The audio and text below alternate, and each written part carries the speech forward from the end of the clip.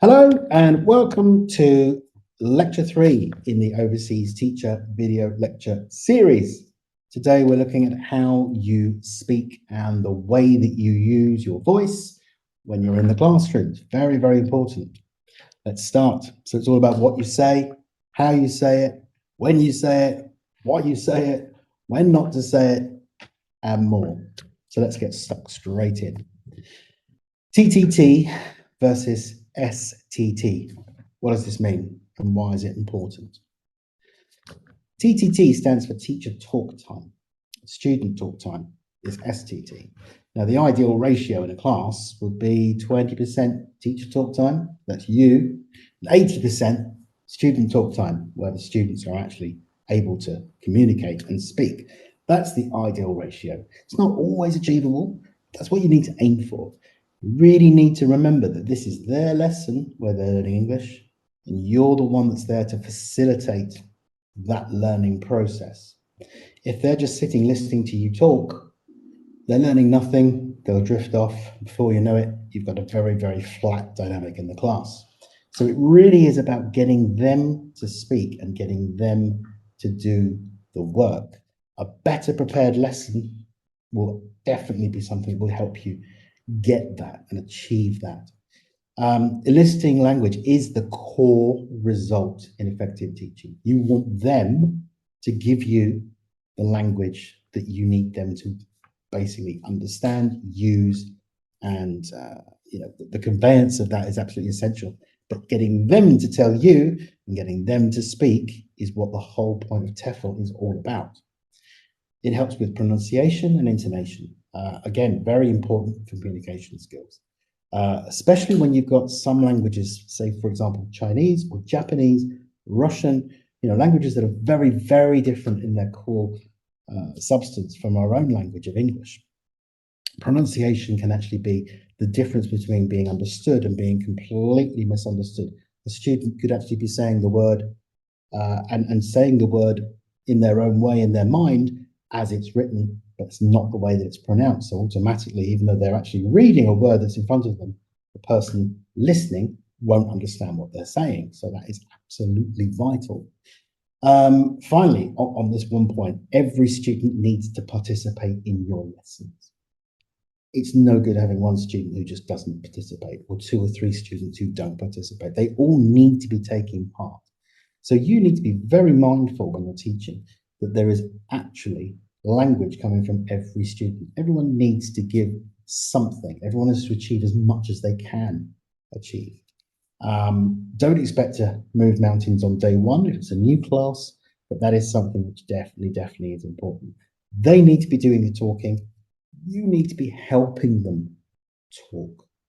If it's just a lesson where you're talking about yourself or talking about where you come from, the students eventually will drift off. It's just not a good way to run a lesson. Another thing to remember is that, learning a language isn't the easiest thing to do. If you've been in the position where you've learned a language yourself, you'll probably be able to identify with this. But it's better to say something wrong than to say nothing at all. So if you do get a student that says something and they've actually had the confidence to come up with the answer and give you what they think is the correct answer, and it's wrong, it's very important that your error correction is on point. You've got to remember their confidence. You've got to remember that if they've had the ability to actually have a go and they get it wrong, to jump on that mistake and try and correct them in a forceful manner is going to completely destroy their confidence. So you've got to be very constructive in the way that you actually correct students and the way that you go about helping them get the right answer. But as long as you follow that with drilling the correct answer, your students will feel supported, they'll feel more confident, they'll feel more willing to participate because they know that even if they get it wrong, that's absolutely fine. We all get things wrong. The only way to learn is to make mistakes. Eventually, they won't feel quite as self-conscious about the language. Go back to when you were learning a language in a school, for example, French or German or Spanish. Sometimes you'd sit there and you listen to the teacher and you just think, I haven't got a Scooby-Doo what this person's saying. Very, very confused. It really can be quite difficult, especially when you've got other students who are instantly putting their hands up and know every answer. So really, when somebody does make a mistake or they do get the chance to actually participate and do something, even if they get it completely wrong, fantastic, that's so good. But let's try that again. It's not quite right. Let's try. When you've got the right answer, drill it, drill it, drill it, drill it, until eventually they say it so many times that it's absolutely, completely 100% in their head. They've forgotten what they did say. They now say it the right way. Absolutely amazing results that way. You can use competitiveness as well in this. So if somebody makes a mistake and you've got a group of students that are nice to each other, they're behaving well, they're a good group, they've been working really cohesively together. If there's a mistake, you say, oh, not quite. Does anybody know how we say this? Use sometimes that competitiveness, use it to your advantage. You might find that students, they actually do want to get the right answer. And by listening to their peers and giving them a chance to really sort of get to grips with what you're trying to elicit. So be creative, think outside the box. I remember once in Japan, I had a student, his name was Hiro. He was about 9. He would not speak in the first lesson. He literally sat under his table and would not move. He wouldn't speak, he wouldn't grunt, he was terrified. So the next lesson, we all came in and I said, right, everybody sit under your desks, take your books under your desk, sit on the floor. We're all doing the next lesson on the floor, cross-legged. Hiro thought this was amazingly funny, decided that him hiding under a table wasn't going to work. He was actually one of the noisiest kids that I had in my class in the end, but it worked. Think outside the box. Just try and imagine if you've got a student struggling for whatever reason, reach them, reach out to them and help them. It's better that they say something wrong than nothing at all. Very important to remember. Be very wary of the way you speak. Be aware of your choice of words. Now, the whole point of TEFL is that it creates a fully immersive environment where English is the only language. You're lucky, you're already there. You're a native speaker, you can speak English. These children, these students, they have to use English to speak with you. That's the whole premise of TEFL.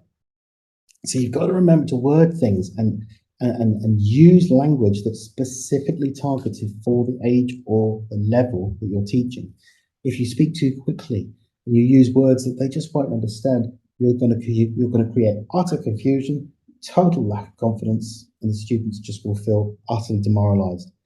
Make it simple. Your pace and your tone are very important. Imagine you're learning Chinese in a classroom. You don't want to keep saying, sorry, can you say it again? Can you say it again? If you have to keep doing that, that teacher is talking too quickly and is not giving you the chance to absorb and remember and learn. You've got to slow down. You've got to make it simple. You've got to simplify your explanations. Use props, use activity-based learning or role play to help your students. But if you are having to explain things in an enormously complicated way, you're not going to get a great result. You've really got to try and make it very simple. And if it's not understood, demonstrate. Demonstrate clearly what you need. Then go back to the students and ask them to do what you've just done. Very, very important. Don't ever use words they don't understand. If it goes over their heads, you've lost them. Don't speak too quickly.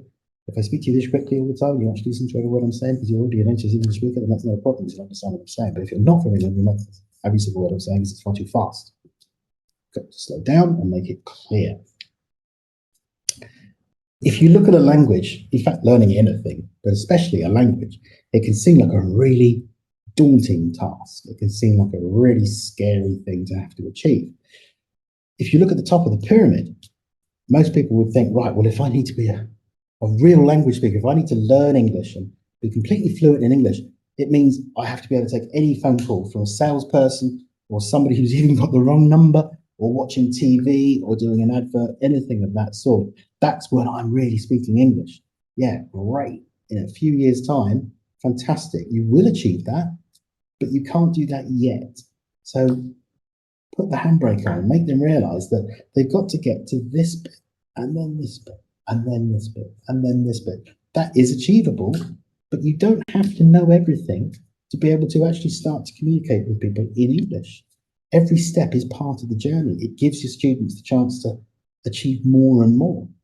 Once they've got the purple stage, and they know how to say, I like, I want, I need, I don't like, I prefer, you know, it is, it isn't. The very, very basics. Then once they've mastered that, then the next things that you offer them will be based upon the foundation of those simple things that you've helped them with, and they'll be able to reach that level.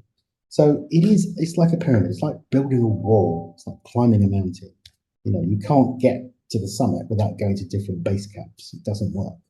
And you've got to make them realize that. And sometimes I think it can be quite daunting. So help them by making them realize that what they're achieving now means tomorrow they'll be able to achieve much, much more.